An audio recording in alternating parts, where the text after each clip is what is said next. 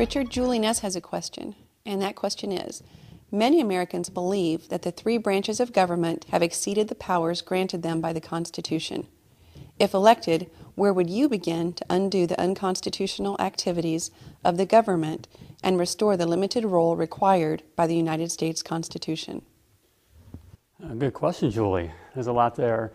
Certainly, I feel that our government has overextended itself on the Constitution, from the executive branch, our president issuing executive orders, which get involved into our private lives and even into state issues.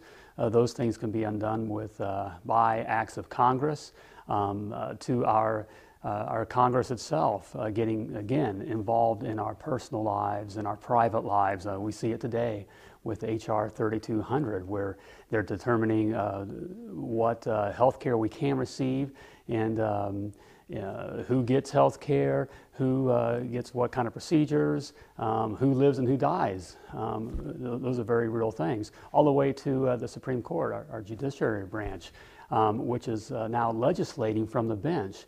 I, for one, would like to introduce some kind of judiciary reform amendment bill, whereby if we can overturn or undo some kind of decision made by some kind of rogue court, whereby 2/3 of the House and 2/3 of the Senate could say, we disagree with this, and can overturn those decisions, as well as 3/4 of the states can make that decision as well. If the 3/4 of our states decided they didn't like a decision made by a Supreme Court. So those are the kind of things we can do, from the inside. From the very beginning, first of all, we got to get people, elect those that really are for the Constitution, who believe in the Constitution. This is something I carry with me. And, we first of all want folks that believe in the Constitution, and that's a great start right there. Richard, Larry Ness has a question for you. How did our schools end up with a curriculum that consistently denigrates America's founders and Americans' contribution to human betterment? And what would your plans be for correcting the socialist indoctrination of our children? Larry, that's a good one. Yes, how did we get here? And I believe that to start with, we have taken the education of our children away from the parents and from our local communities, and we've given it to a federal government. I would be for cutting the Department of Education right off the bat and getting the education of our children back into the local communities. Okay, Richard, I have a question now from Diane Gomez. Diane's question is, troubles abound for our nation. The list of national, state, and local problems could seemingly go on for miles. However, if you could only tackle one, what do you believe to be our nation's greatest problem today? Well, Diane, there's a lot there, and we are facing many problems and many issues, but I really think it comes down to one issue, and it's we are facing a situation today where we're debating worldviews. We're seeing a clash of worldviews. Are we a free people, or are we a people that's enslaved to our government? Are we a republic, or are we socialist?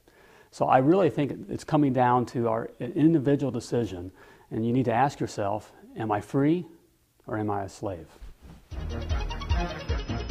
Okay, I'm going to open the floor up to you now, Mr. Behney, and offer you an opportunity to tell the Hoosier voters anything that you'd like to about you. Is there anything that you would like them to know about you? Anyone who's going to be watching this interview. Well, certainly I would say I would look to define myself as a man that looks to be a godly man. I'm a husband, and I'm a dad, and I'm a businessman, and I work at being a good neighbor, and that's how I define myself, and that's how I look at these things. In that, and taking it further politically, I'm an American. I don't define myself as any party, even though we are very much a two-party system.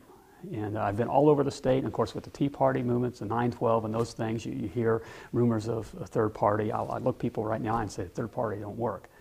We are a two-party system. Also, I've been a Goldwater Reagan Republican for as long as I can remember, as I was thinking and started thinking politically. So I am a Republican, even though I don't look at myself as a party guy, the party guy with the elephant-wearing tie and that kind of a thing. So if Hoosiers are looking for a politician at this time, I would say, don't vote for me. I'm not a politician. Mm-hmm. If you're looking for a party guy, and party's a big issue with you, and you must have this kind of party, and that's the flag that you want to plant, I would look Hoosiers in the eye and say, don't vote for me. I'm not a party guy. If you're looking to send a guy into D.C. to create policy and work on mandates and create new mandates and new legislation, I would look Hoosiers in the eye and say, don't vote for me. I'm not looking to go to D.C. to create new legislation. In fact, I'm looking to reel it back. We have to reel these kinds of things back. So that's who I am. That's what this campaign is about. That's why I feel called to step up or to stand in the gap. I'm not looking to go to D.C. to make friends.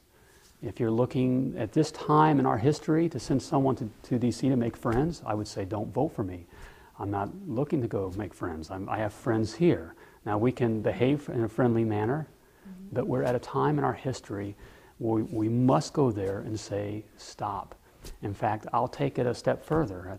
I met an elderly lady speaking in a church, and she walked me out to the car and said, Richard, you not only need to say no, but you need to say hell no. So that's what this is all about. And if you feel we're at a time where things have gotten out of control and we need to turn back to who we are as a people, if you see us as a people as defined in our Constitution and in the spirit of the Declaration of Independence, then I'm your guy.